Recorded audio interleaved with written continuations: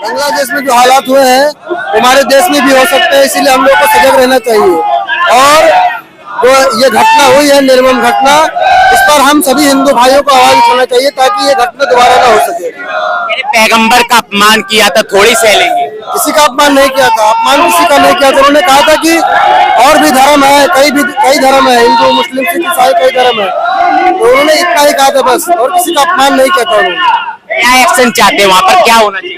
ये होना चाहिए हमारे हिंदू भाई सुरक्षित रहे और जिन्होंने ऐसा काम किया है उनके ऊपर सख्त से सख्त कार्रवाई हो और उनको भी इसी तरीके से मारा जाए, तभी उनकी आत्मा को शांति मिलेगी मेरे भाई। तो में आप देखेंगे जिस तरीके से हिंदुओं के लिए बांग्लादेश से लेकर जो है भारत तक आवाज उठ रही है, क्या परिणाम होने वाला है? बांग्लादेशी भारत छोड़ो, बांग्लादेश में हुए अत्याचारों हिंदुओं पे, उसके खिलाफ ये रोष प्रदर्शन है। और हम सब मिलकर भारत सरकार से विनम्र निवेदन करते हैं कि बांग्लादेश पे हाथ के हाथ जो है कोई न कोई एक्शन लिया जाए और जो बांग्लादेशी यहाँ रह रहे हैं उन्हें जो है भारत से बाहर खदेड़ा जाए।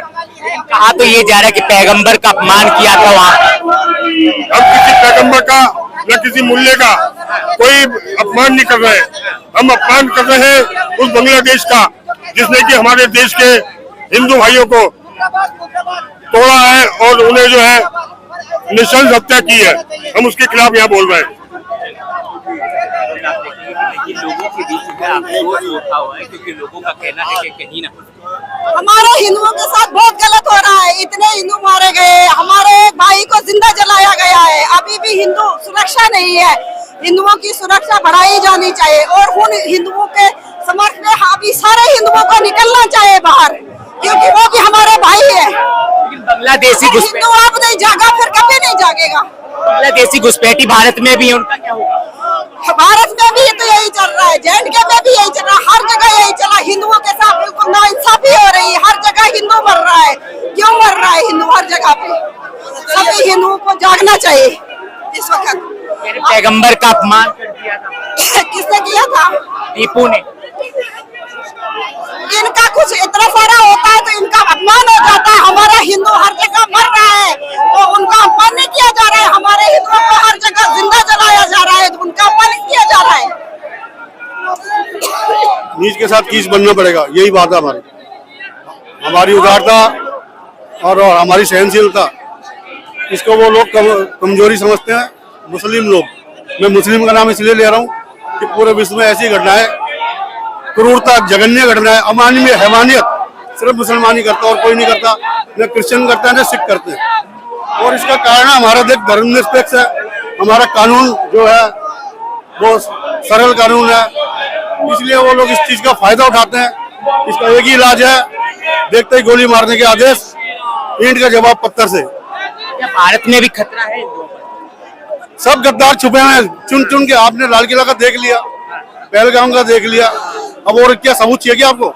ये छुप छुप के बैठे हुए, इनको छुप छुप के निकालना पड़ेगा योगी मॉडल की तरह। दिल्ली में भी योगी मॉडल आना चाहिए और इनको जहां भी कहीं दिखे जो देशद्रोही है, अन्य मुसलमानों की बात नहीं कर रहा, जो देशद्रोही है मुसलमान, उनको निकाल के मारना चाहिए।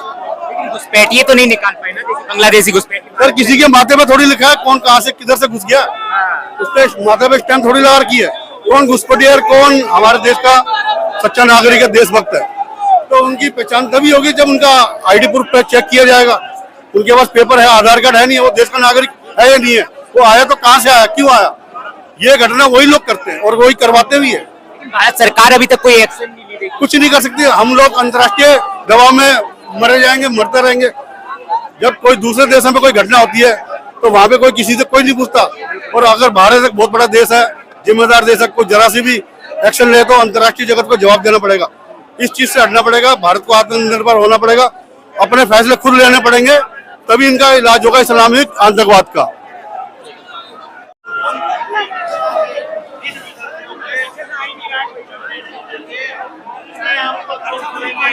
जय श्री राम, जय श्री राम, जय जय श्री राम। हमें हमारा प्रदर्शन अपनी समाप्ति